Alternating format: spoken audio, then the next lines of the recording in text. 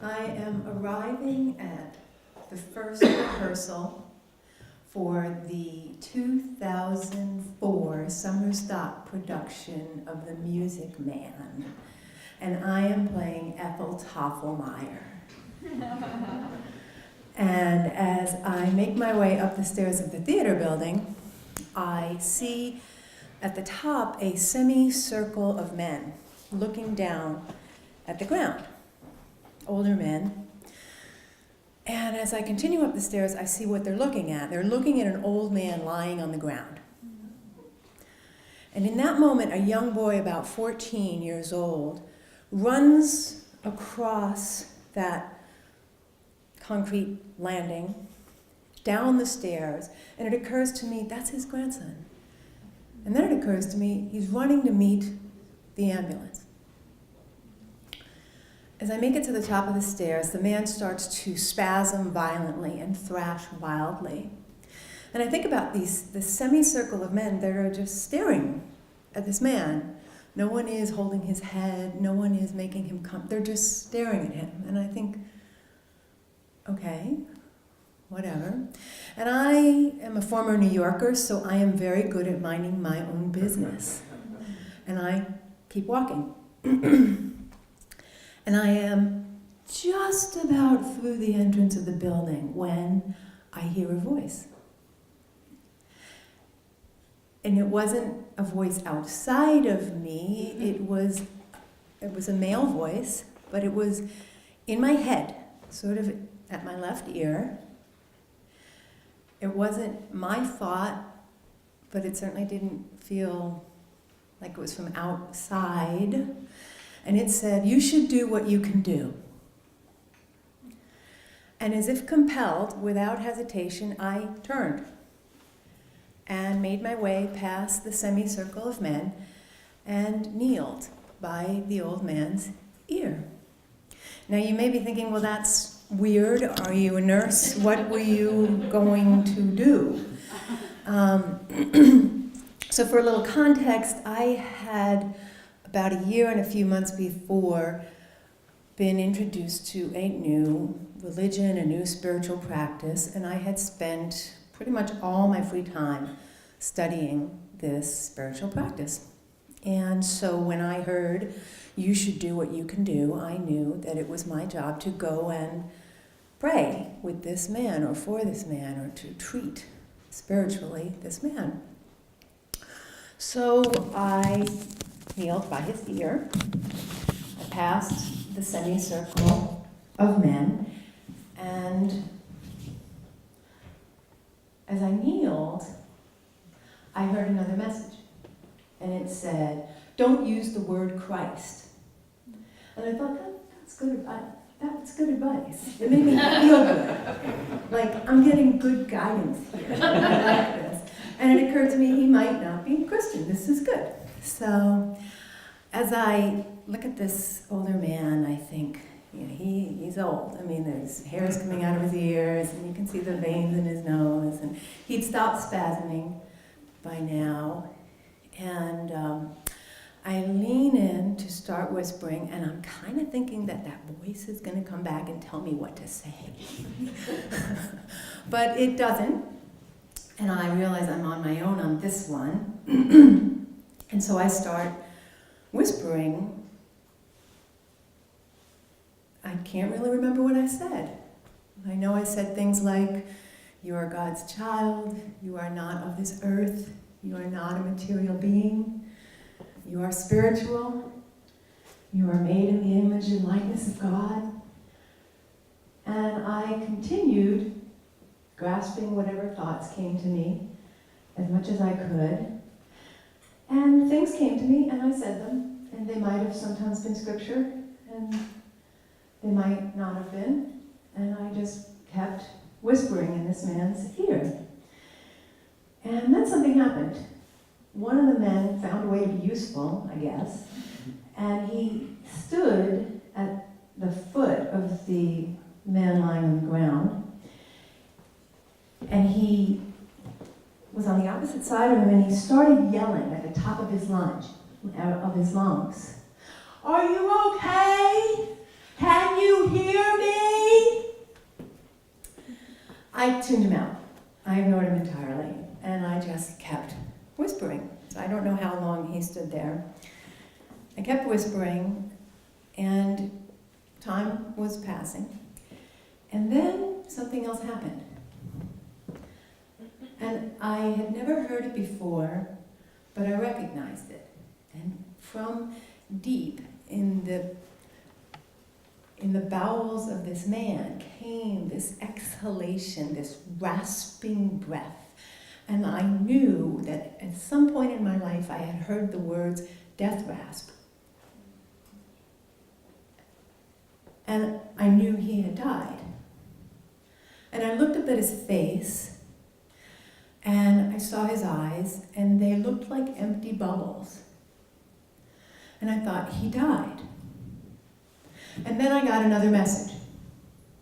And it said, that's not your business. And I thought, darn, I'm doing a crappy job. And you might be thinking, why would I say I'm doing a crappy job? And it's because in this particular spiritual practice, one of the fundamental truths of this practice is that we are to turn away from the material picture, reject its claim to validity. So by affirming that the man has just died, I just fell down on the job. And but I didn't have time to condemn myself. I just immediately got back to whispering in this man's ear. You are the image and likeness of God. Be perfect as your Father in heaven is perfect. Just on and on. And time continued to pass. And I don't really know what I thought was going to happen. The man had died. So what was I doing continuing to whisper in his ear? So I don't know what I thought was going to happen. I didn't question it, and I wasn't thinking about it. And then something else happened. He was back. And he was trying to sit up. So I put my hand on just above his lower back, and I helped him sit up, and he immediately wanted to stand up. And now the men in the semicircle had something to do. So two of them came over and stood at either side of him and helped him up. And they went to where the yelling man had been. And so this old man is standing there, and he had this smile on his face, very subtle, like the Mona Lisa. And he's looking around with this wonder-struck look of awe, as if he'd never seen the earth before, as if he were a baby seeing everything for the first time. And he just keeps looking around, and the men are talking at him. And I say at him because he's not saying a word, and he still hasn't. And he has this awkward stance because they won't let go of his arms. So he's just there with his arms up as these men won't let go of him, and they keep talking at him. And I figure, well, I'm the only female here, so he may want to thank me, acknowledge me, I don't know. So as a courtesy, I will hang out for a few minutes just to see if he wants to acknowledge me. And he does not look at me at all. And I figure, well, maybe he didn't hear me humanly. So my business is done here, I leave. He's there with all those men, he doesn't need me. And I go into my rehearsal, and I forget about it. 4 months later, it is the last night of the run, the last show. And I am standing backstage in my costume, made up, with two guys named Larry, who are also made up in their costume. And we're between scenes. We're not going to be on stage for a while. So we're watching our show on DVD with the sound turned really low backstage while we wait for our turns. And one Larry was the mayor, and the other Larry was the anvil salesman. And we're watching the show, and I hear one of the Larrys, I'm not sure who, say, "What did you say to that man?" And the question was so out of context that I figured they were continuing a conversation that had been going on. So I ignored them, and I kept watching the show. And then a few moments passed, and one of the Larrys piped up again and said, "What did you say to that man?" So now I look up, and I'm looking at the two Larrys, and I'm like, "What man?" And Larry, the anvil salesman, says, "The one on the ground on the first night of rehearsals." And in that moment, I am like dumbstruck, because all of a sudden I realize they had been in that semicircle of men. And I realize, although I knew that semicircle of men had been there the whole time, it had never occurred to me that there were witnesses. I know that's kind of stupid, but to me it was such a personal occurrence. It never occurred to me that all these people had seen this happen. And so I looked at the Larrys, and I was still thinking, wow, you were there, and you never said a word to me. You let 4 months pass, and you didn't have the courage to ask me what happened.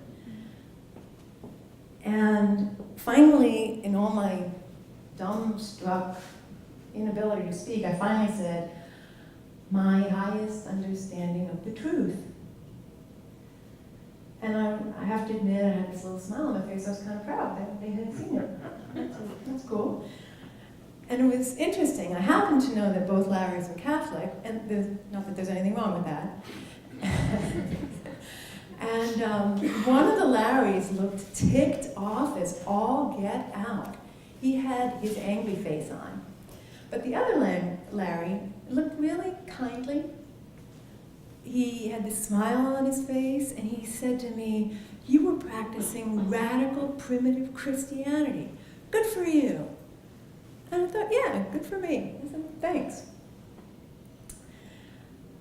In that moment of realizing that there had been witnesses, that people saw this, I thought, wow, what was it like for them to see this? And I was humbled. I was truly humbled and felt honored and privileged to have been used to be of service and to have be given the opportunity to do God's work. And I never knew what happened to the old man, but I knew that he was okay, and I knew that he felt blessed. Thank you.